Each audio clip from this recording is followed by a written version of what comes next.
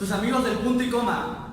Esta vez venimos a hablarle acerca de la función del lenguaje, de las etapas del proceso de lectura y también de la redacción. Espero les guste este video, que nos cuenten sus experiencias y recuerden ponerle manita arriba. A continuación hablaremos de las funciones del lenguaje. Primero que nada tenemos que saber qué es el lenguaje. El lenguaje es la capacidad del ser humano para comunicarse con otras personas. Las funciones del lenguaje se dividen en 6, las cuales son las metalingüísticas, fácticas, la poética, la referencial, la conativa y la emotiva. Hablaremos un poco de la fática. Esta se relaciona con el emisor y el receptor, es decir, que si se entiende el mensaje que se está hablando. Un gran ejemplo, por decir, cuando estamos hablando por teléfono y le preguntamos a la persona, ¿me estás oyendo? Ese sería un gran ejemplo de la función del lenguaje fático. Bueno, yo les hablaré de la metalingüística.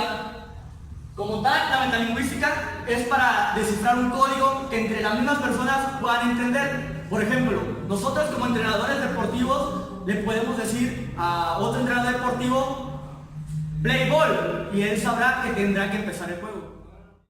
Pues otra de las funciones del lenguaje se encuentra la conativa. La conativa solamente son procesos o pasos a seguir. Un ejemplo podría ser algún recetario instructivo o algún manual para saber cómo se utiliza cierto producto. 3. Y bueno, otra de las funciones del lenguaje sería la poética, que expresa sentimientos de manera figurada, que te hace imaginarte lo que estás sintiendo. Otra función es la referencial. Esta se encarga de especificar datos importantes como las de una ubicación o las que salen en una noticia. Hablaremos de las etapas del proceso de lectura. Primero que nada debemos saber qué es la lectura. La lectura es la forma de aumentar nuestro conocimiento, de viajar a otros lugares, universos en nuestra mente, y es un medio para adquirir y potenciar nuestra creatividad y nuestro conocimiento. Las etapas del proceso de lectura se dividen en prelectura, lectura y poslectura. Bueno, la prelectura sería cuando agarramos un libro y empezamos a hojearlo, vemos el índice, los temas, los subtemas y podemos darnos una idea de lo que vamos a leer. La siguiente sería la lectura. Bueno, la lectura como tal es leer el texto con el fin de entender el tema o el libro o cualquier cosa que queramos leer, ¿no? La poslectura. Bueno, la poslectura es cuando ya leímos el libro, le damos una repasada. Esto con el fin de entenderle con mayor precisión. Encontramos el destinatario, el propósito, el tipo de texto, la información y el esqueleto. El destinatario va a ser para quién va dirigido el texto, el propósito.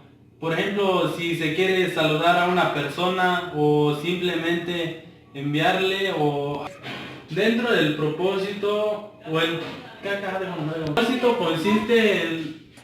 3. El propósito consiste en la redacción del tipo de texto, por ejemplo un texto formal o un simple saludo. El tipo de texto puede ser un cuento, una narración y entre otros. La información.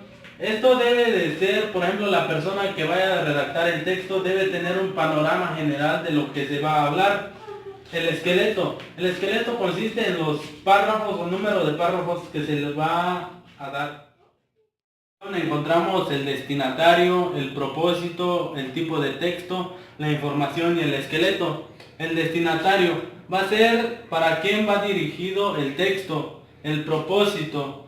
Por ejemplo, si se quiere saludar a una persona o simplemente enviarle o...